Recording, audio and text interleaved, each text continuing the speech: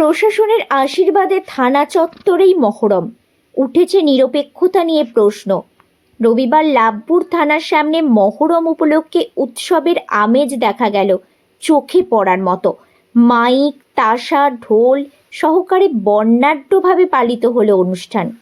তবে এই উদযাপন যতটা না ধর্মীয় আবেগের, তার চেয়ে বেশি সমালোচনার কেন্দ্রে প্রশাসনের ভূমিকা। প্রশ্ন উঠেছে, কি করে থানার মতো একটি সরকারি নিরপেক্ষ স্থানে এমনভাবে ধর্মীয় অনুষ্ঠান আয়োজন সম্ভব হলো।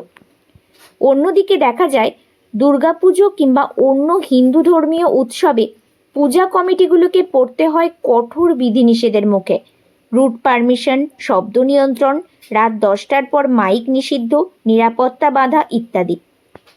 তাহলে প্রশ্ন উঠে পড়ে, এক পক্ষের ক্ষেত্রে প্রশাসন এত উদার আর অন্য পক্ষের জন্য এত নিয়ম কেন?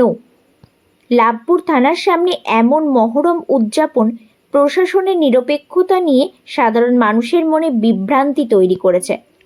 কেউ কেউ বলছেন ধর্মীয় অনুষ্ঠানের স্বতঃস্ফূর্ততা থাকুক, কিন্তু তা যেন না হয় প্রশাসনের ছত্রছায়ায়, পুলিশের প্রাঙ্গণে। একটি আধুনিক গণতান্ত্রিক সমাজে প্রশাসনের ভূমিকা হওয়া উচিত ধর্মনিরপেক্ষ ও ভারসাম্যপূর্ণ। সব ধর্মকে সম্মান দিতে হবে, না বেশি না কম। না হলে সমাজে বিভাজনের বীজ বোনা পড়বে, যার ফল ভয়াবহ হতে পারে ভবিষ্যতের জন্য। প্রশ্ন একটাই, প্রশাসন কি সত্যিই সবার, নাকি কিছু ব্যতিক্রম ছাড়পত্র আছে?